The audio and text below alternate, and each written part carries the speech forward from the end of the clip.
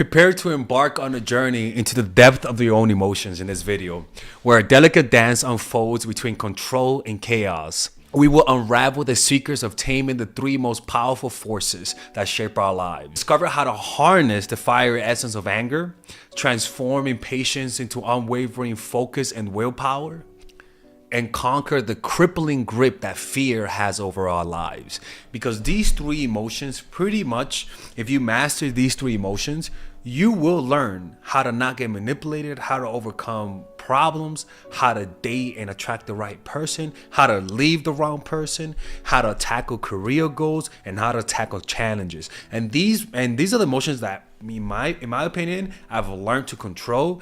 And I'm not gonna lie, especially the first one, it has completely changed my life. So let's begin with the video. And if you like this type of content, hit the like button and subscribe to the channel, and let me know what other emotions I did not cover in this video that you think I should have.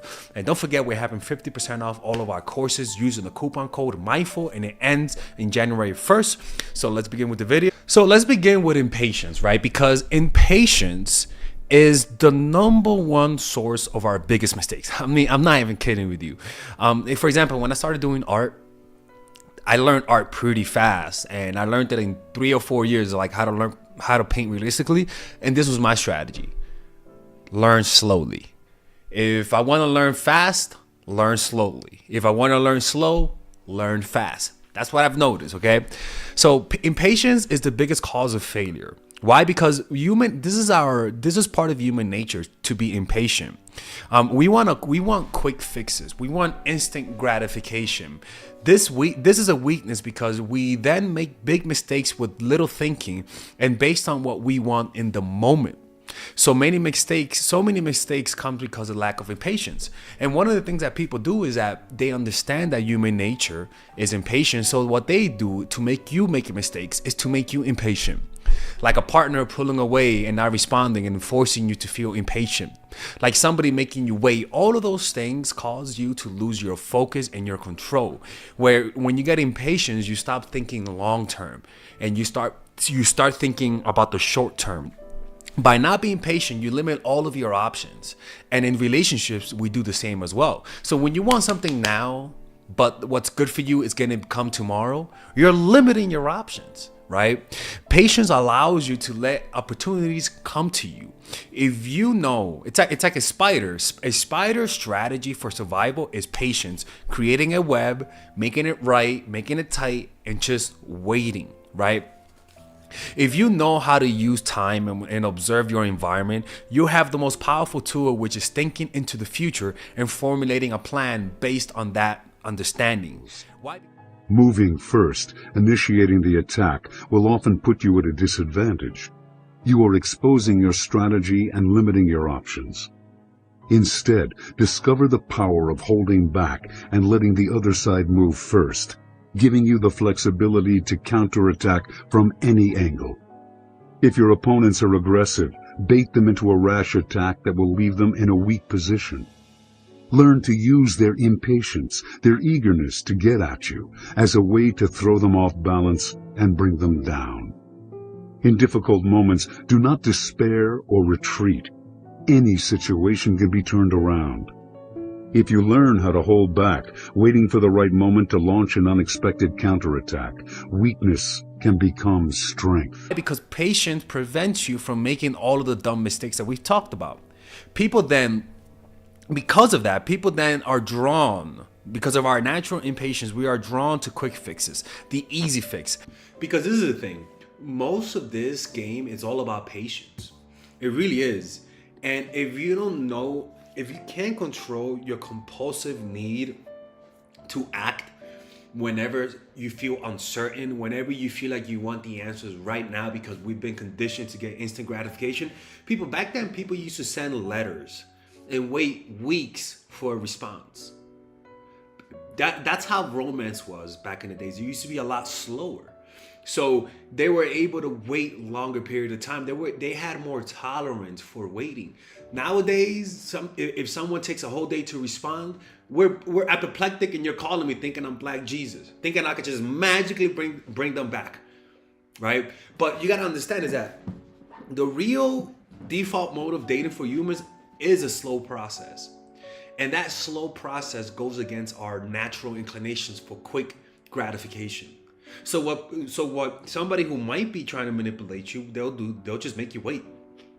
Because that's your weakness. You want a response. Humans do not like loose strings. So you develop that through meditation, because if you can't wait, I'm telling you, like I'm telling you, if you don't know how to wait, if you do not know how to wait, you're asking for trouble if you don't know how to wait. Plain and simple. And any good player, quote unquote, male or female, it's just gonna make you wait. That's pretty much the whole strategy.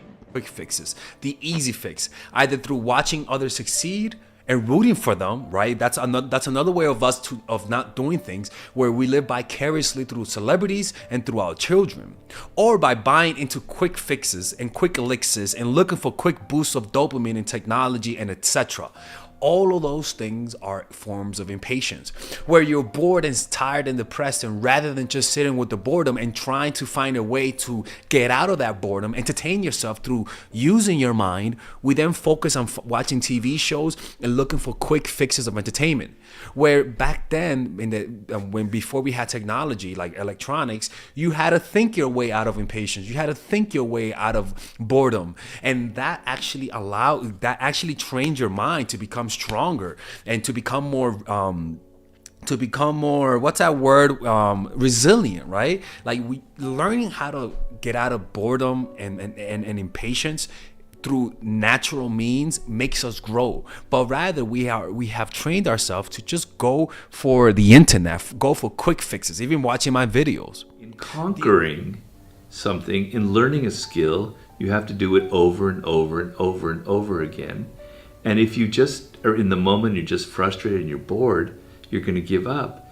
But if your attention is, this is going to give me so much rewards, then you're looking 3 months down the road, and then it's not boring. It's a challenge. And you know that eventually you're going to be playing chess like a grandmaster. It's going to be fun, more fun than any video game that anybody could ever invent.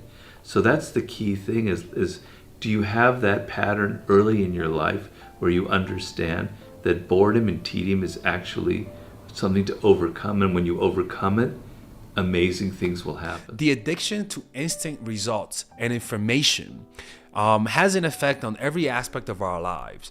We want things fast, and we don't have the patience for them. So that means people learn skills by half-ass.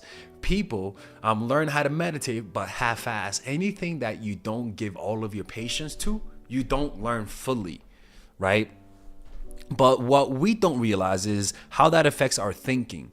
Things tend to be amplified whenever we just narrow our focus to the things in the moment.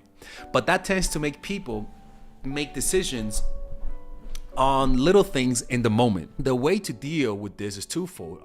One, develop patience, which is something that takes time. Learn to think long term and base your decisions on the long term, that vision that you have. Everyone around you is a strategist angling for power, all trying to promote their own interests, often at your expense. Your daily battles with them make you lose sight of the only thing that really matters, victory in the end, the achievement of greater goals, lasting power. Grand strategy is the art of looking beyond the battle and calculating ahead. It requires that you focus on your ultimate goal and plot to reach it. In grand strategy, you consider the political ramifications and long-term consequences of what you do. Instead of reacting emotionally to people, you take control and make your actions more dimensional, subtle, and effective. Let others get caught up in the twists and turns of the battle, relishing their little victories. Grand strategy will bring you the ultimate reward, the last laugh. Right? So the first thing about patience is having a long-term vision and wanting that long-term vision.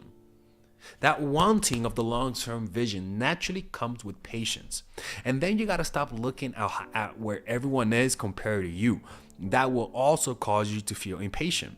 This will give you the clarity to deal with overreactions of your emotions and of others. And the last thing is to have faith that things will turn right if you are patient. So the last thing is having faith in the process. Now you might say, Alexis, I don't like that process. I don't like that style. What's another way to develop patience? Because again, impatience is the number one source of our mistakes. One of the things is just develop a meditation practice on a daily basis. Like for me, every day I either meditate for 1 hour or 30 minutes. But every day I meditate 30 minutes in the morning or 1 hour, one of the two. What that does is that you're sitting your butt down and you're waiting for it to be 30 minutes. And in that time, you might feel impatient. That impatience that you feel is the same impatience you might feel whenever you want something to happen now, right? Because the brain doesn't just create feeling of impatience with just meditation and then creates the unique feeling of impatience for relationships. No, it's the same impatience. So if you're able to overcome the feeling of impatience when you meditate, then that feeling of impatience that you have overcame will not come up in other areas of your life. So just focus on developing a meditation practice, and patience will become cultivated over time. So that's the first thing, developing a deep meditation process. The next one is anger. Anger, like I said in my previous video, how anger is a woman's and a man's secret weapon, is that anger allows you to defend yourself. Anger, controlled anger, is the source of your defenses, is your internal bodyguard. It is anger that you feel whenever somebody bullies your child. It is anger that you feel whenever somebody tries to play you. It is anger that you feel whenever there's some form of injustice. So it's the same thing here. Anger will be your bodyguard, and a lot of people are devoid of that feeling. Some people feel too much anger, but some people feel no anger. And when you don't have anger, you tend to forget the things that people do to you. You tend to forgive too quickly. You tend to take people back without making them pay a consequence. You tend to have little respect for yourself, because anger is what's going to give you the desire to defend yourself. It's that simple. Because the opposite of anger that people deal with then is learned helplessness, rather than do something about it. Because anger is the frustration when you can't control something. Rather than when you can't control it, then people then develop learned helplessness. But also, anger comes in the form of you personalizing things. For example, when something doesn't go your way, you get angry at the phone, and you almost feel like the phone is a person. Anger gives life to things that are dead, that tends to internally attack you. So my phone is dead, my phone is not working right, or better yet, my phone died right when I needed it, and we just feel like it was on purpose. We feel like this phone let us down. We feel legit resentment for an inanimate object. Legit. And that's really a projection. That's really you being frustrated with yourself. So whenever you feel that anger, when you get mad at a store clerk, when you get mad at a situation, ask yourself, why am I really angry? Am I really angry about that situation? Because when you are angry without thinking, you tend to project a lot. I literally project life onto a phone. When you're angry at someone, you could dehumanize someone, like the war with Gaza and Israel, right? There's a lot of dehumanizations on both sides, right? I don't know who's right or wrong, but I'm just saying, I know when I see dehumanization, when I see it, I know the behavior, you know? So that's one thing. When your anger causes you to personalize things, make enemies out of people, and that makes a problem. That creates a problem. You pay a greater price for being so nice and deferential than for consciously showing your shadow. Realize that at times you must offend and even hurt people who block your path, who have ugly values, who unjustly... Even if you like them, which is the hardest part. This is easy to think about when we are not thinking of somebody that we love. But when we think of somebody that we love, all of a sudden, we sort of feel a resistance emerging from our hearts. Criticize you. Use such moments of clear injustice to bring out your shadow and show it proudly. When Norman Mailer first met her in 1960 and she seemed to poke fun at him, he saw that something droll and hard came into her eyes, as if she were a very naughty 8-year-old indeed. And what's funny is that naughty side, or you getting annoyed by people, you usually hide it. And little do we know that by showing our annoyance, people end up liking us more, which is just, you know what I'm saying? Like me, I'm somebody who tries to hide when you're bothering me, because I don't like to make people feel bad. But I do notice that when somebody expresses that I'm bothering them, there is an unconscious desire to make it up to them. You know what I'm saying? And I think a lot of people feel that way. It's not just me. When people displeased her, she showed it rather openly. She seemed to care little what others thought of her. Yeah, it's so important to learn to be okay with showing dislike of people. You know, like it's not the end of the world. In fact, people respect you for that. A lot of the times we hide our dislike of people, and we're polite with them. And what I've noticed in my life is that there is nothing wrong with showing dislike. In fact, people respect you for it. In fact, people who you dislike might even like you for it. Yeah, that's what usually happens, man. They get more annoying. And she became a sensation because of the naturalness she exuded. In general, consider this a form of exorcism.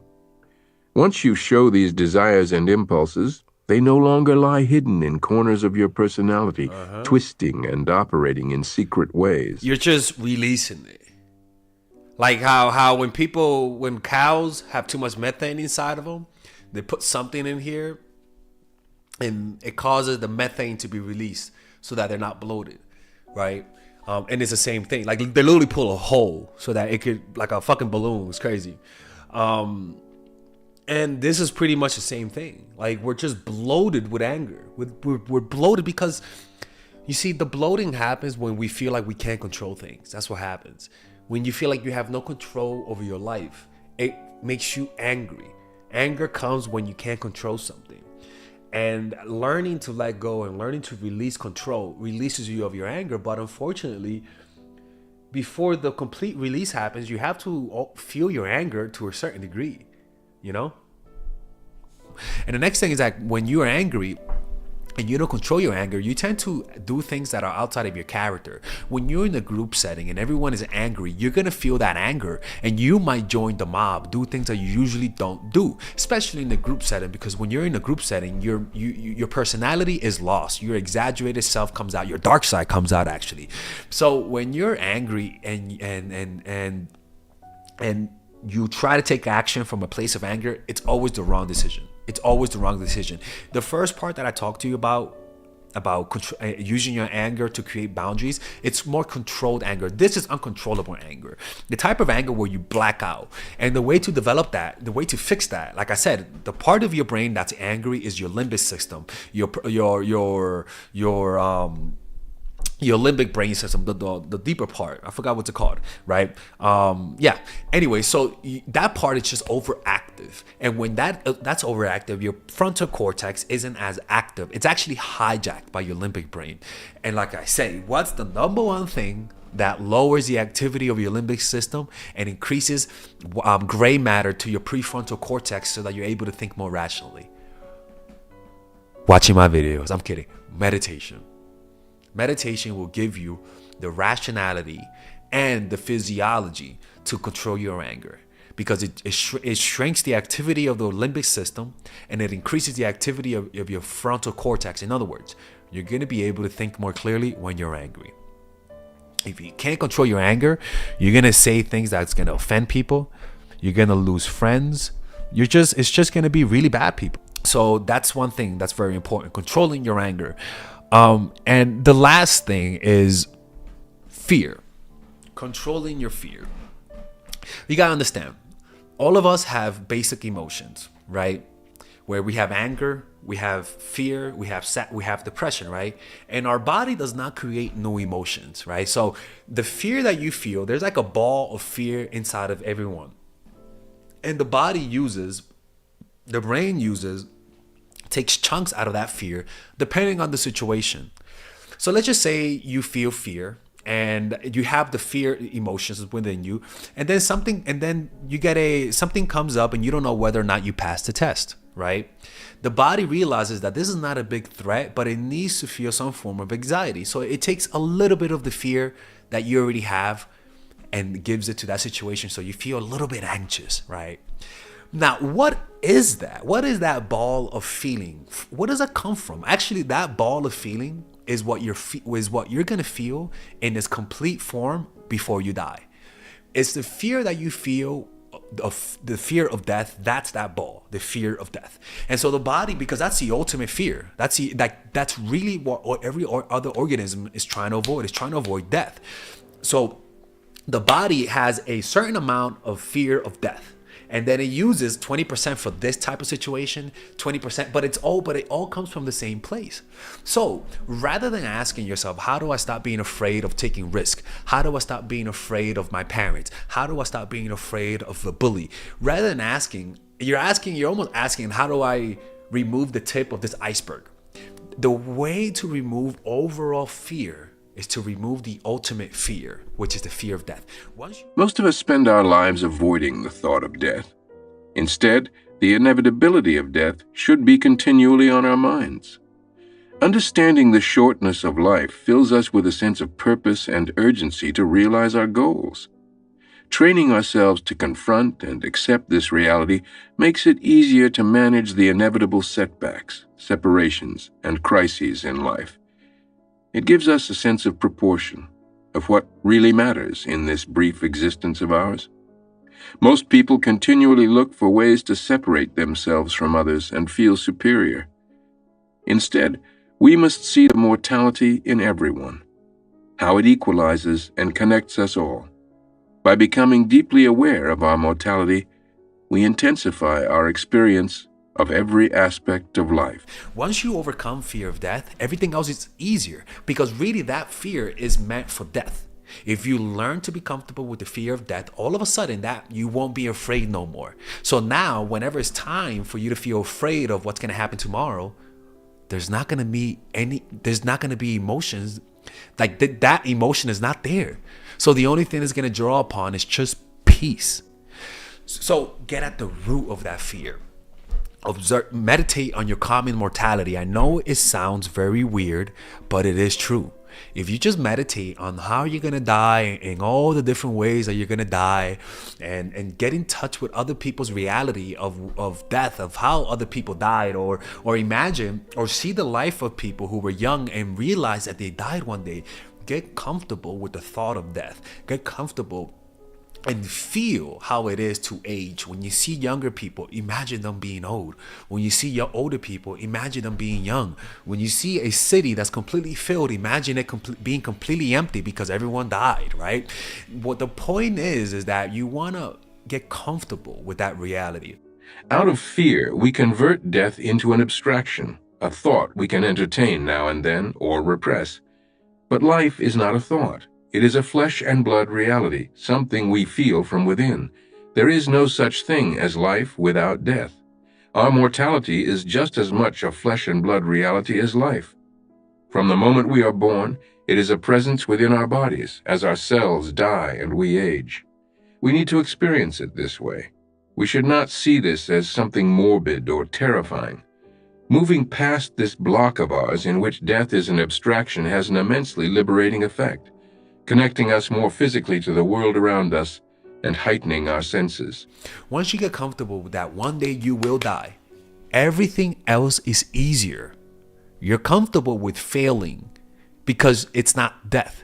You're comfortable with what's going to happen tomorrow because you already accepted the biggest fear that we all have, which is fear of death. Let me give you guys a story of what happens when you allow yourself to accept death as the ultimate reality. This story is what happened to Fyodor Dostoevsky, and this story is part of Robert Greene's book, The Laws of Human Nature. Let me show you guys what that was. It's very interesting, and it is something that you guys have to apply in your lives, unfortunately.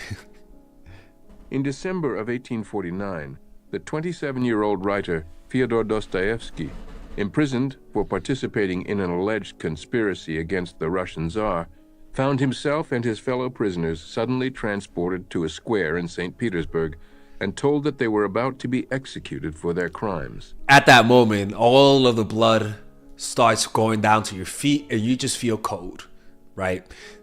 When that happens, your brain chemistry literally changes.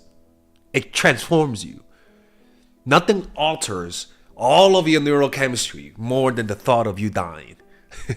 Like, it is the moment when your brain is most plastic. It is the moment when you could literally change in an instant. because trauma, deep, intense feeling, makes the brain more moldable, like wax that's warm. You can move it around. But once it gets cooler, once the trauma leaves, once the fear or deep emotions subside, then you return to your unmalleable and more stubborn state of mind. This death sentence was totally unexpected. Dostoevsky had only a few minutes to prepare himself before he faced the firing squad. In those few minutes, emotions he had never felt before came rushing in. He noticed the rays of light hitting the dome of a cathedral and saw that all life was as fleeting as those rays. Everything seemed more vibrant to him. He noticed the expressions on his fellow prisoners' faces and how he could see the terror behind their brave facades. It was as if their thoughts and feelings had become transparent.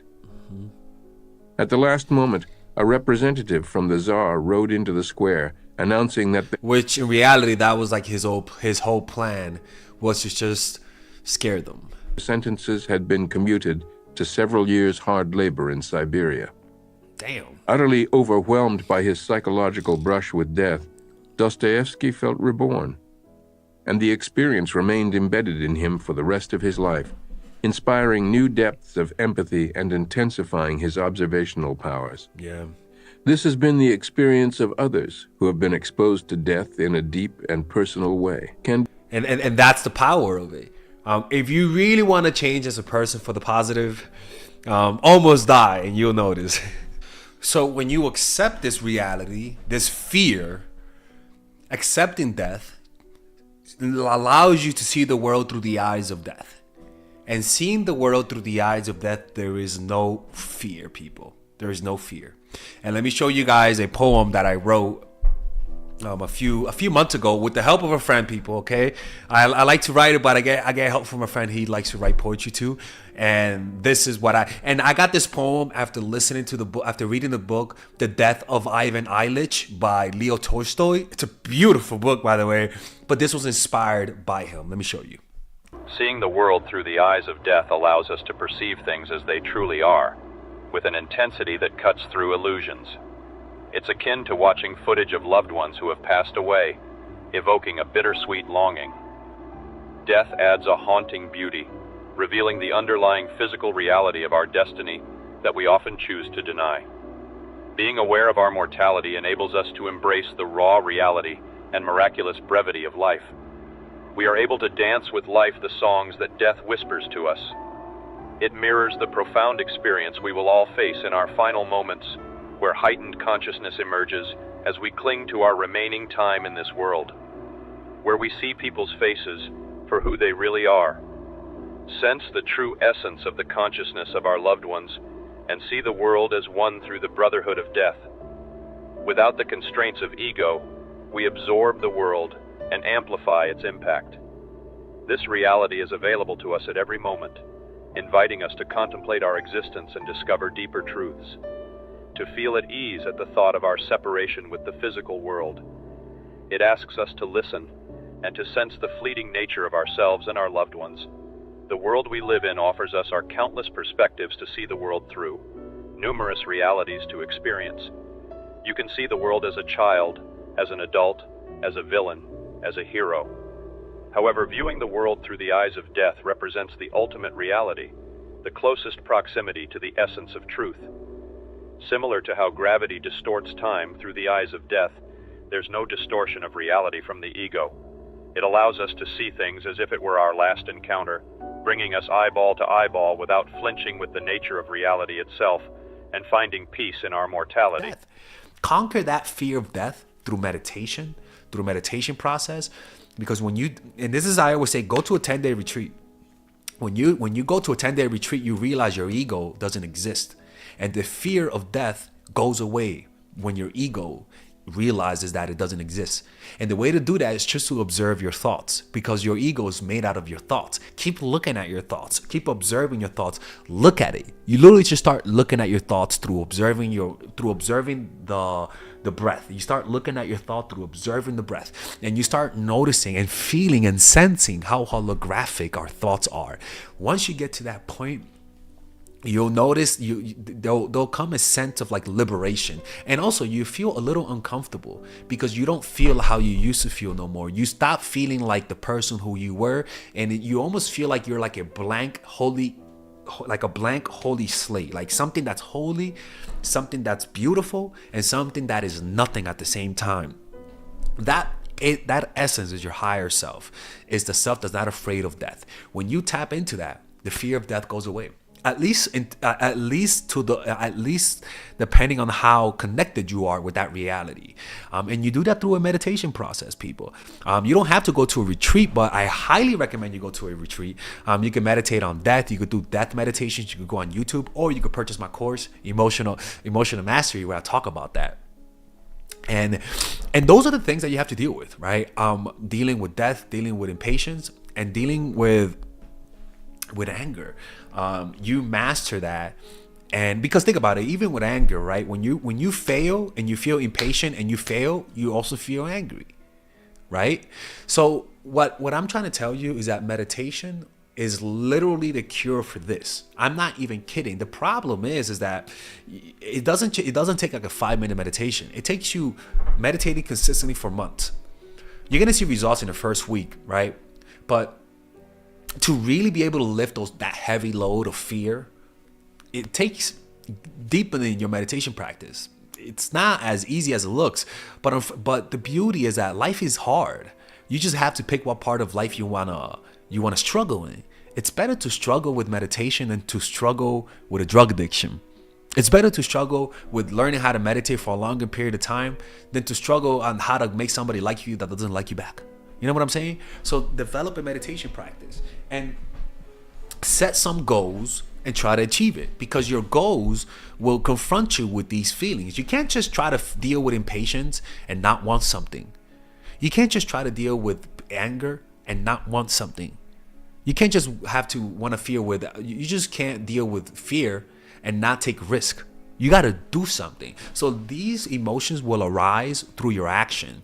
So that means that if you meditate for 1 hour, you're going to feel impatient.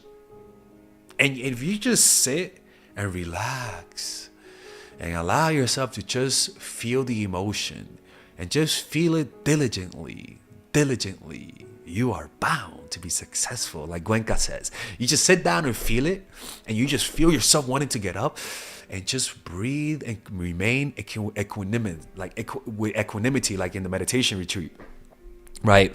And what you'll notice is that if you do the meditation properly, I teach about different forms of meditation in my course, but if you just stay meditating for the whole hour and you don't get up, that's how you overcome patience. And you might think I'm just learning how to meditate. No, you're learning how to wait an extra month to buy that thing.